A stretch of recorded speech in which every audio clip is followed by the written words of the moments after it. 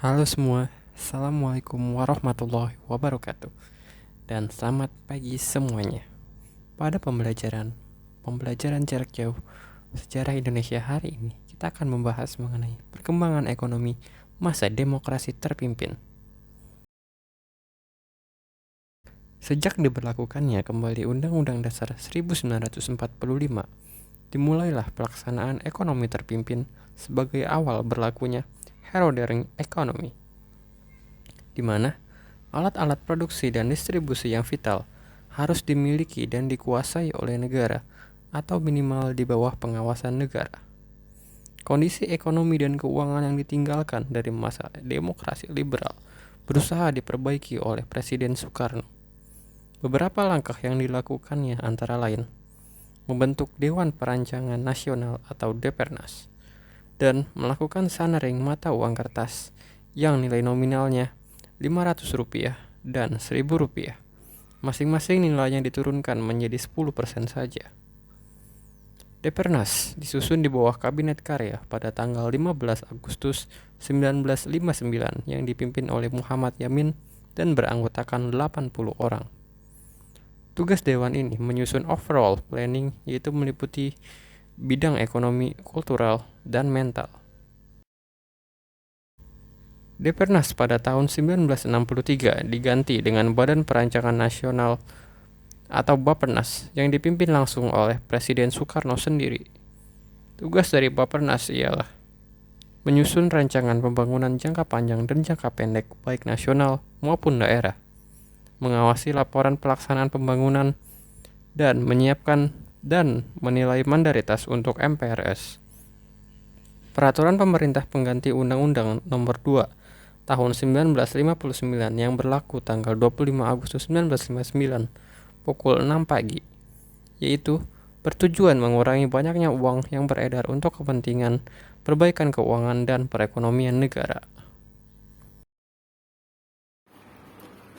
Adanya kasus di Jawa Barat dan pembebasan di Irian Barat, pemerintah mulai melakukan rehabilitasi ekonomi yang disusun oleh tim yang dipimpin oleh Menteri Pertama Insinyur Juanda, dan hasilnya dikenal dengan sebutan konsep Juanda.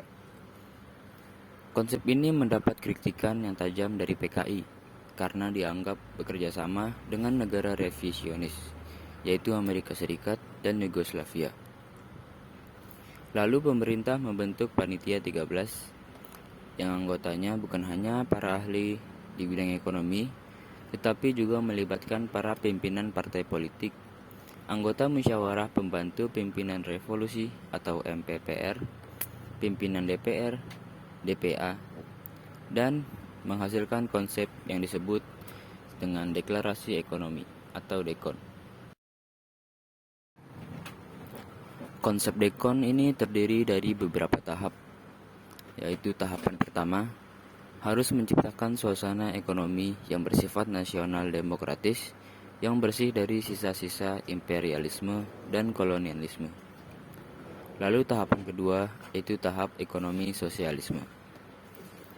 Anggaran belanja negara setiap tahunnya terus meningkat tanpa diimbangi dengan adanya pendapatan negara yang memadai. Salah satu penyebabnya yaitu pembangunan proyek-proyek mercusuar yang lebih bersifat politis daripada ekonomi.